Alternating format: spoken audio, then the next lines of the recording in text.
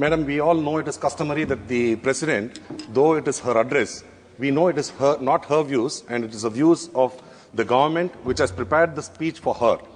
And so whatever comments or criticisms are made, it can be understood that it is not made against the Honorable President, and it is against the government which has prepared this draft for her. I can't hear you. Anyway, let me continue with this. Prime Minister. I'm actually surprised that not many senior ministers are here to listen to what the opposition has to speak about, Madam. This has been the problem where any time when the opposition members are raising some issues, neither is it answered nor is it reflected upon. Madam, coming to the speech, Madam, the first point that the President had spoken is about the Constitution, the 75th anniversary of adoption of our Constitution.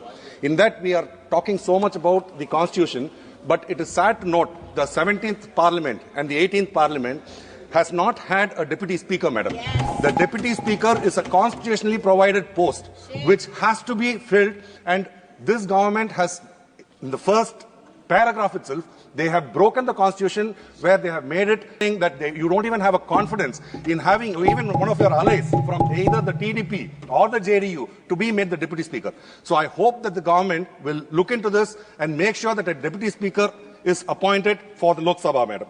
And the next paragraph, what they're talking about, the Mahakumbh. Everybody is talking about the Mahakumbh, which happens once in 144 years.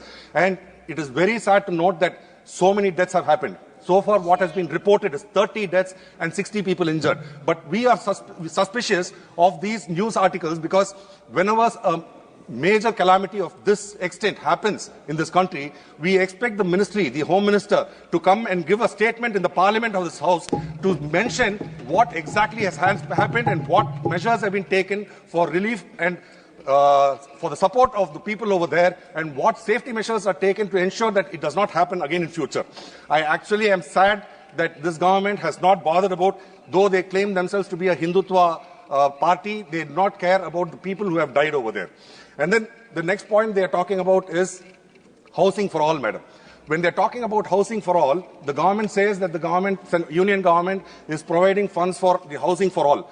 But actually, if you look into the amount of money which is being sanctioned, most of the amount which is being sanctioned is from the state governments, Madam.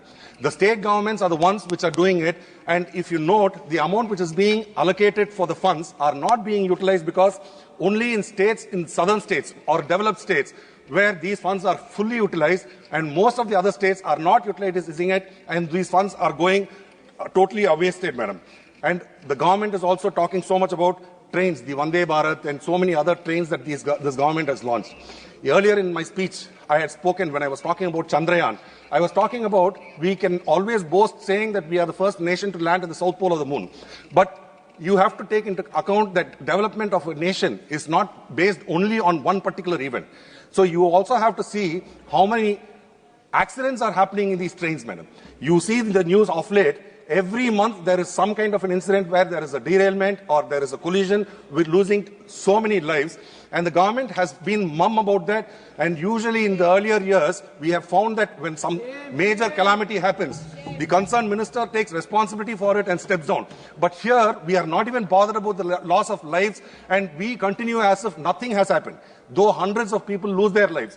We are expecting, like when we are comparing ourselves with developed nations like Japan, they are running something called as a bullet train, where they have been doing it for several decades, and not a single instance of a fatality or not even a minor crash has ever happened. I hope the country would be able to achieve something like that so that we can call ourselves a developed nation, Madam. Madam, the government and the Honorable Prime Minister constantly keep talking about Viksit Bharat. I really would like to understand what they mean by saying Viksit Bharat. Because the moment you say a developed nation, the criteria, the economic criteria for that is that you have to have a per capita income of $15,000, Madam. $15,000 is the target set for calling yourself. Though China has about $6,500, still it is not considered as a developed nation. We are in a sad, paltry amount of $2,500 is our per capita income right now. And the government has said that we are going to achieve a target of $5 trillion in 2030. even if you do achieve $5 trillion, your per capita income will only be $3,250 madam. So when you are talking about this, I cannot understand how you can say that we are working towards a Viksit Bharat. The main problem, what we are facing now, is our Honorable Prime Minister has always been saying, make in India. When you say make in India, you only can become a manufacturing hub, madam. The present requirement for the whole world is to think in your own country, to be able to think and come out with some kind of intellectual properties. If you look at the largest companies which are performing, madam, hardly 5 minutes, madam.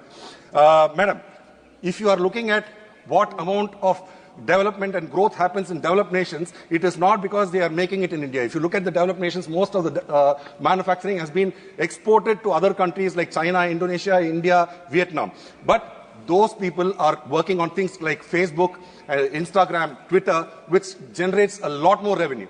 So I hope the country will focus on developing artificial intelligence and making sure that you will be able to achieve heights of growth in the terms of about 15% or 20%, madam. Unless you do that, we can never ever dream of becoming a developed India nation in the next 100 years also. Madam, the other thing is, our Honorable Chief Minister has brought out a book called Antiquity of Iron. This is translated to in Tamil, Irumbin Tonmai. This pushes the Iron Age back to 3450 BC, madam. Madam, I am surprised that the Honorable Prime Minister has not even mentioned this in any of his Twitter accounts, or not the President's address. It's not been taken account.